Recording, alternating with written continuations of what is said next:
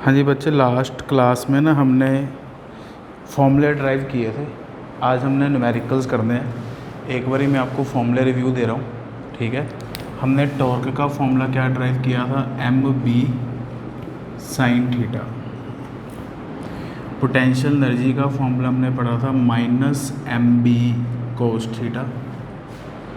और तीसरा फॉर्मूला हमने पढ़ा था कि जब भी हम बार मैग्नेट को यूनिफॉर्म मैग्नेटिक फील्ड में स्लाइटली डिस्प्लेस करते हैं तो then it execute S H M, और उसका टाइम पीरियड था 2 pi under root of I by M B.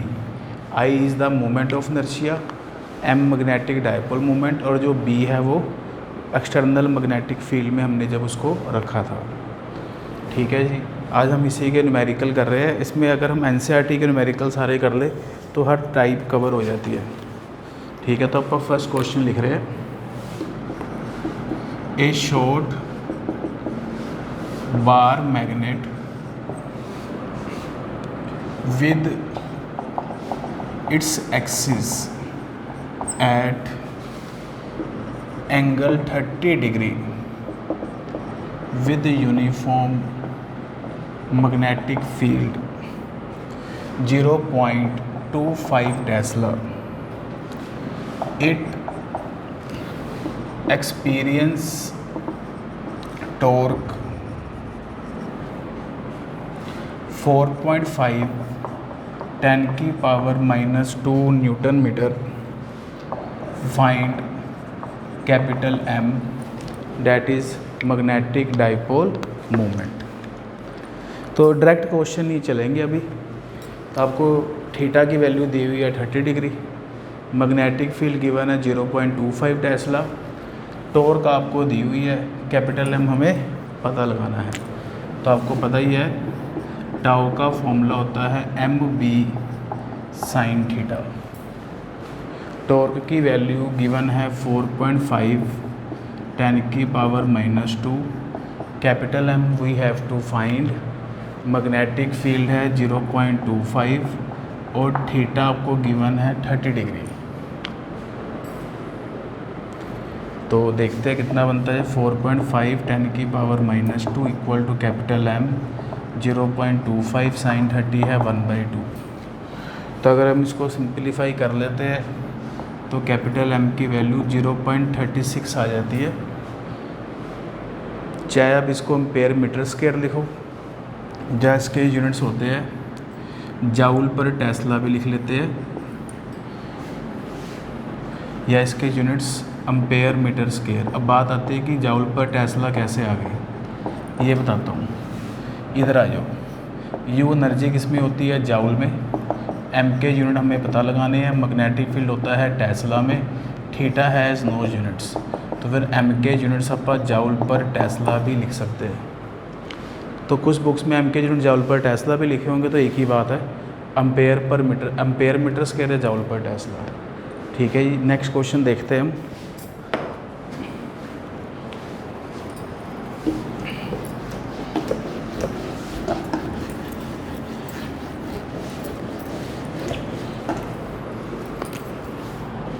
हाँ जी, a bar magnet having magnetic dipole moment 0.32 joule per Tesla. It is placed in external magnetic field 0.15 Tesla. If the bar magnet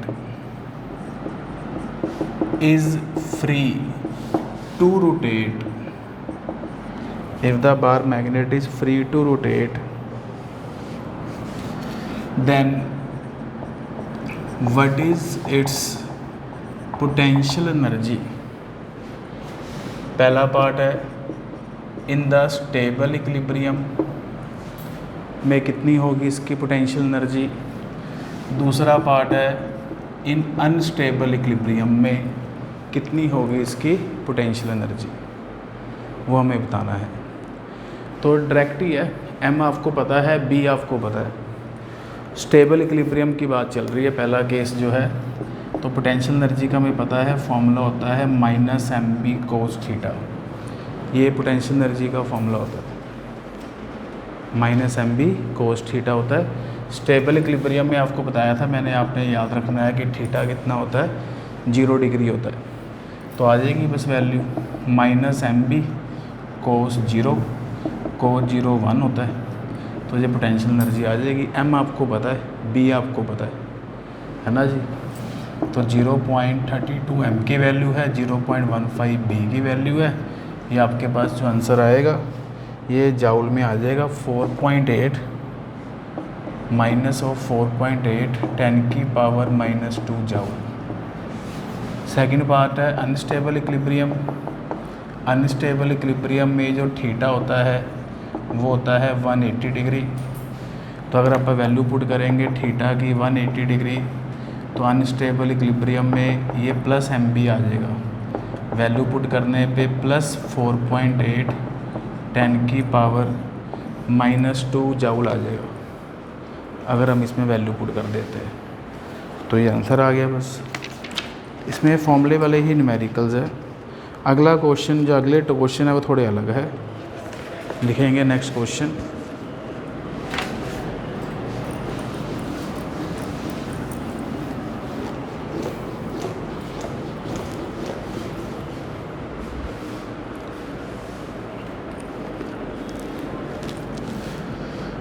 A closely wound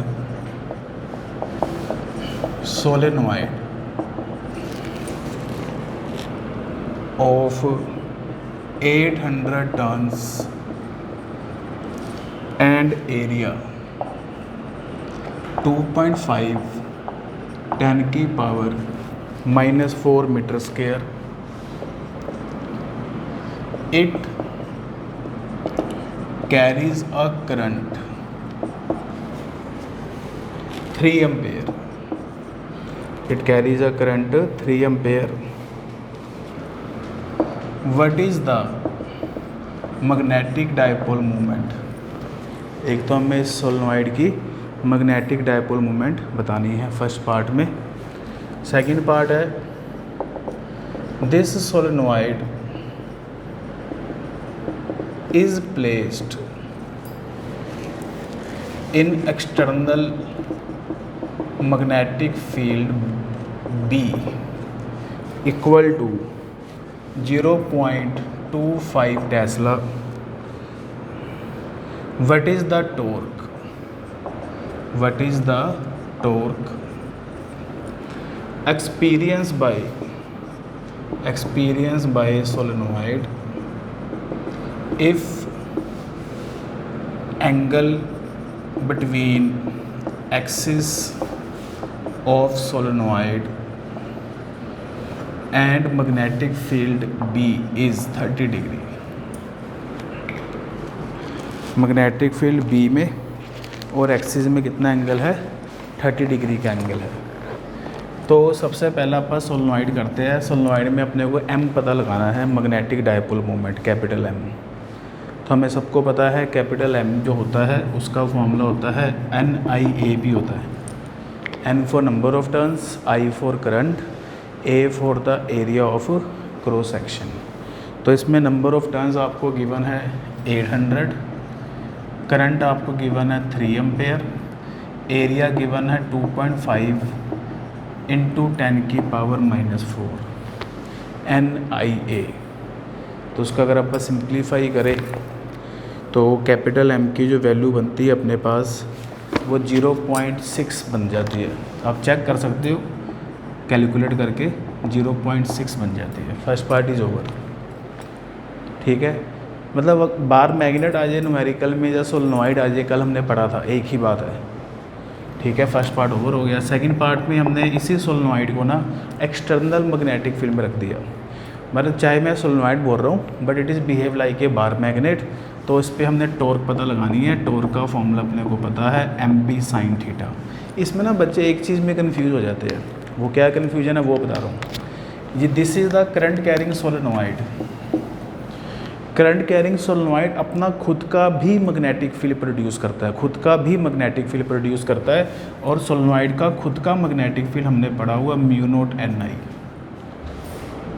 लेकिन जो torque लगनी है solenoid पे वो हमेशा external magnetic field के कारण ही लगनी है, खुद का मैग्नेटिक फील्ड के कारण टॉर्क नहीं लगनी।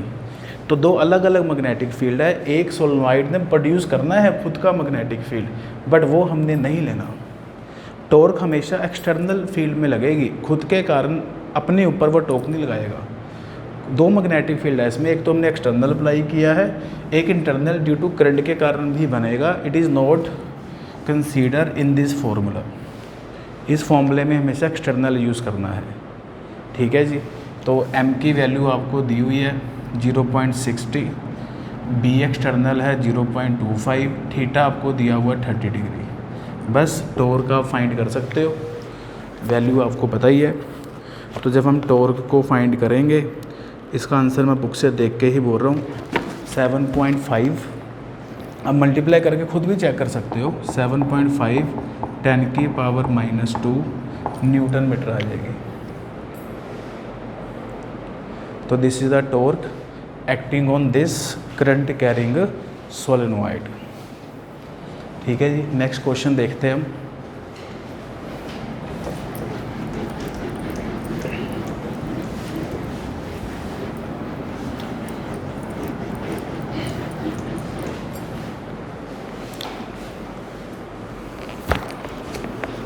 हाँ जी, नेक्स्ट क्वेश्चन है, ए बार मैग्नेट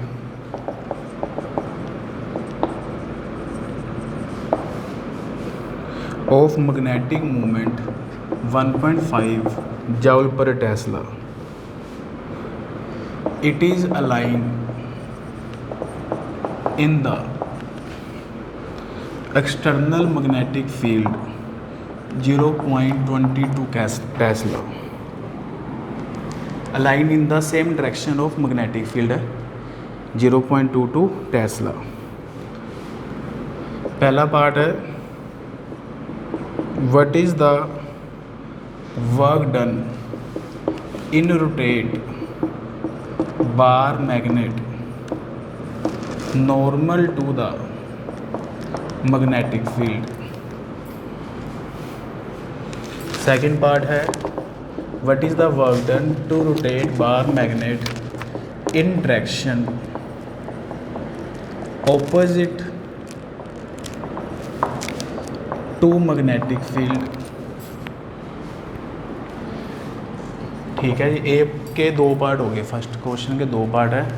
नेक्स्ट है बी पार्ट न्यूमेरिकल का, find torque on bar magnet in new position in each case.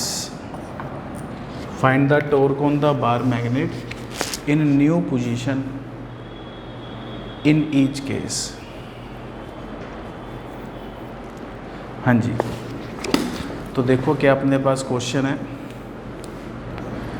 Bar magnet जो है ना वो मैग्नेटिक फील्ड की डायरेक्शन में रखी है, मतलब जो m है ना साउथ टू नॉर्थ जो होता है m, वो मैग्नेटिक फील्ड की डायरेक्शन में है इनिशियली, ये दिया हुआ है। पहला पार्ट है, what is the work done to rotate a bar magnet normal to magnetic field, मतलब θ1 पहले केस कर रहे हैं आप, ए वाले पार्ट का फर्स्ट केस कर रहे हैं। इनिशियल एंगल तो 0 डिग्री है, बार मैग्नेट इनिशियली कहाँ रखी हुई है, in the direction of magnetic field. Initial angle कितना हो गया, 0 डिग्री हो गया।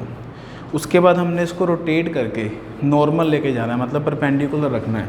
तो रोटेट करके अगर हमने इसको परपेंडिकुलर रखना है तो θ2 कितना बन गया, 90 डिग्री। इनिशियली वो सेम डायरेक्शन में रखी है, उसके बाद हमने इसको रोटेट करके नॉर्मल लेके जाना है, नॉर्मल टू θ2 हो गया 90 डिग्री। फिर वर्क डन आपसे पूछा है, कल आपको बताया था वर्क डन का फॉर्मूला होता है MB bracket cos θ1 minus cos θ2।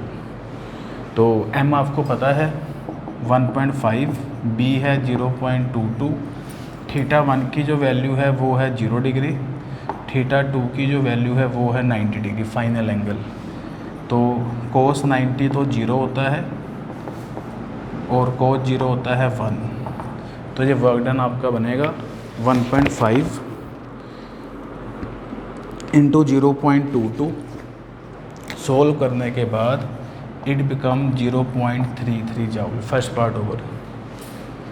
ठीक है, अपना जो सेकंड पार्ट है ना, हमने न्यू पोजीशन जो 90 डिग्री वाला केस है, इसमें टॉर्क भी बतानी है। न्यू पोजीशन में हमें टॉर्क भी बतानी है, तो हम साथ इधर ही लिख देता हूँ मैं टॉर्क भी। तो इस पोजीशन पे जब अपन ने इसको 90 डिग्री पे घुमाया है तो टॉर्क कितनी होगी, M B sine new position का एंगल कितना है, 90 डिग्री है। तो एम आपको पता है 1.5, मैग्नेटिक फील्ड है 0.22, साइन 90 होता है 1। तो अगर आप टॉर्क निकालोगे तो वो 0.33 न्यूटन मीटर में आ जाएगी। मतलब न्यू पोजीशन में आपसे इन्होंने टॉर्क भी पूछी है, वर्क डन भी हमने बता दिया, टॉर्क आपसे पूछी है वो भी हमने बता दी है। First part over. Second part में इन्होंने बार मैग्नेट की जो न्यू पोजीशन है वो opposite to external magnetic field कर दी।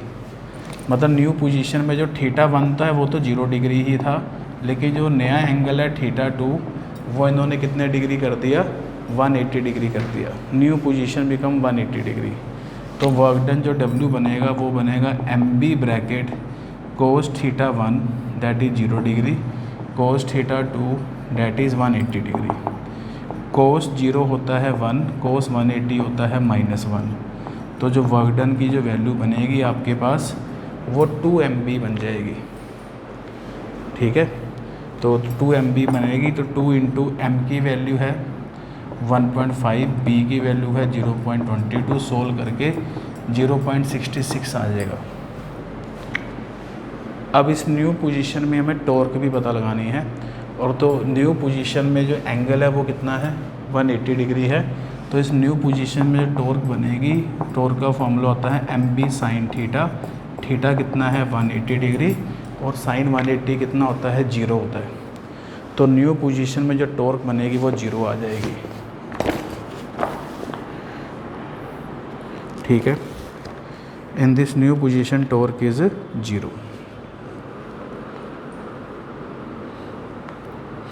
तो एक तो इसमें इस तरह के न्यूमेरिकल थे, NCERT के न्यूमेरिकल मैंने आपको करवाए हैं। अब आपका कुछ और न्यूमेरिकल ट्राई करते हैं। ठीक है, वो देखो क्या है, वो थोड़े से अलग तरह के होंगे। ये मैं रब कर रहा हूँ।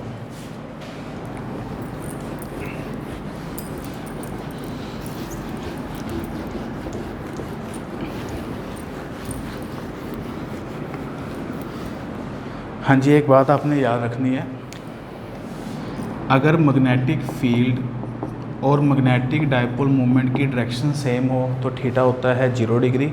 इक्विलिब्रियम कौन सा होता है, स्टेबल, है ना जी। सेम डायरेक्शन में स्टेबल इक्विलिब्रियम होता है। अगर मैग्नेटिक डायपोल मूवमेंट और मैग्नेटिक फील्ड की डायरेक्शन हो ऑपोजिट तो इक्विलिब्रियम कौन सा होता है, अनस्टेबल इक्विलिब्रियम। अगर मैग्नेटिक डायपोल मूवमेंट M और मैग्नेटिक फील्ड परपेंडिकुलर हो तो सिस्टम नॉट इन इक्विलिब्रियम, तो फिर ये इक्विलिब्रियम में नहीं है, क्योंकि टॉर्क लगेगी ना, इस पर टॉर्क लगेगी तो ये इक्विलिब्रियम में नहीं है। तो इस केस में ये इक्विलिब्रियम में नहीं है, इस केस में ये अनस्टेबल इक्विलिब्रियम है, और इस केस में ये स्टेबल इक्विलिब्रियम है। इसी के बेस पे क्वेश्चन हम कर रहे हैं। क्या क्वेश्चन है वो देखते हैं अपन। सेंटर पे ना हमने मैग्नेटिक नीडल रखी है P, ये भी NCERT क्वेश्चन है। और Q1 नीडल है एक, उसकी ओरिएंटेशन ऐसे है। Q2 पोजीशन पे रखा तब उसकी ओरिएंटेशन ऐसे है।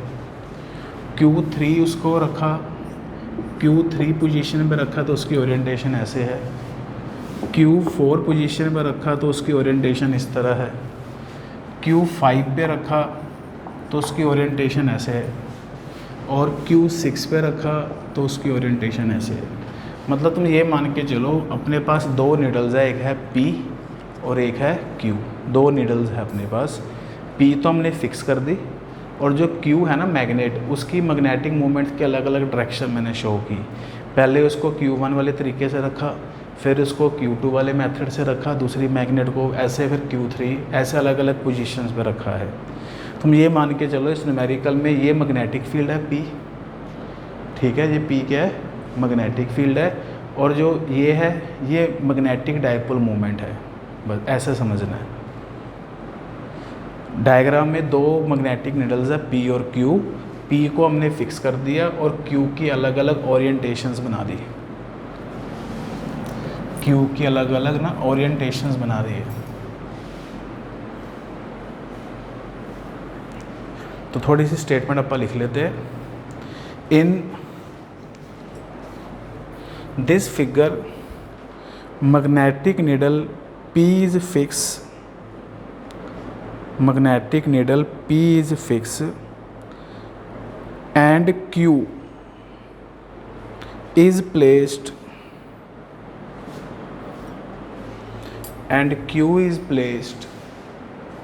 at different orientations. Q is placed at different orientations। ठीक है। फर्स्ट पार्ट है क्वेश्चन का, इन which configuration system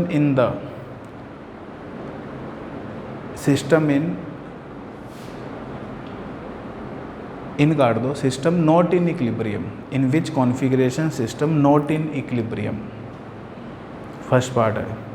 second part है, in which configuration system is in unstable equilibrium। In which configuration system is in unstable equilibrium। Third part है, in which configuration system in stable equilibrium। In which configuration system in stable equilibrium। और last part है इसमें, in which configuration potential energy is minimum। in which configuration potential energy is minimum। देखते हैं।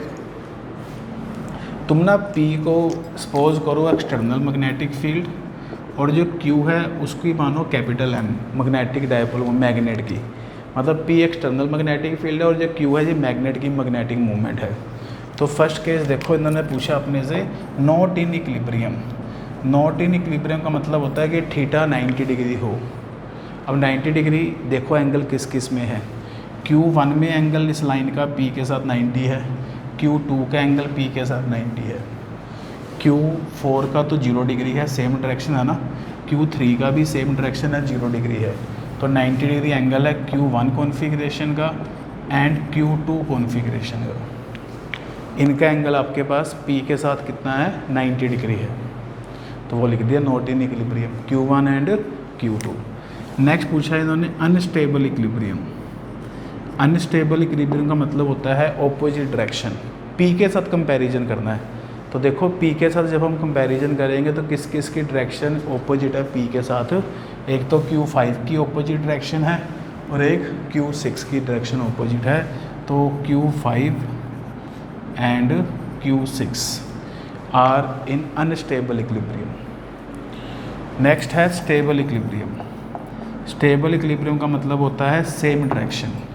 तो देखो किसमें Q की direction same है, Q के साथ डायरेक्शन सेम, एक तो Q4 की है और एक Q3 की है। Q4 एंड Q3 इनकी डायरेक्शन P के साथ सेम है। अगला पार्ट पूछा गया है कि किसमें पोटेंशियल एनर्जी मिनिमम है। तो देखो बच्चे, पोटेंशियल एनर्जी मिनिमम होती है 0 डिग्री के एंगल पे। अब 0 डिग्री का एंगल दो केस में बन रहा है, Q3 में भी बन रहा है और Q4 में भी बन रहा है। तो पोटेंशियल एनर्जी मिनिमम तो पता ही अपने को -mp cos 0 होती है मिनिमम, लेकिन Q3 में मिनिमम है या Q4 में मिनिमम है वो देखो। अब ध्यान से समझेंगे, Q3 जो है ना वो इस मैग्नेटिक फील्ड के विद रिस्पेक्ट टू ना इक्वेटोरियल लाइन पे है। Q3 कहाँ पे है, इक्वेटोरियल लाइन पे है ना, और जो Q4 है वो कहाँ पे लाई कर रहा है, वो एक्सियल लाइन पे लाई कर रहा है। आपको पता है मैग्नेटिक फील्ड जो Q4 है ना वो एक्सियल लाइन पे है, ठीक है, और जो Q3 है वो किस पे है, इक्वेटोरियल पे है। एक्सियल लाइन पे मैग्नेटिक फील्ड B जो होता है वो मोर होता है, ज़्यादा होता है मैग्नेटिक फील्ड। एक्सियल लाइन पे डबल होता है मैग्नेटिक फील्ड। अगर एक्सियल लाइन पे मैग्नेटिक फील्ड ज़्यादा है तो ध्यान से बात को ये समझना है, एक्सियल लाइन पे मैग्नेटिक फील्ड ज़्यादा है, मैग्नेटिक फील्ड ज़्यादा है एक्सियल लाइन पे तो नेगेटिव वाली वैल्यू ज़्यादा होगी।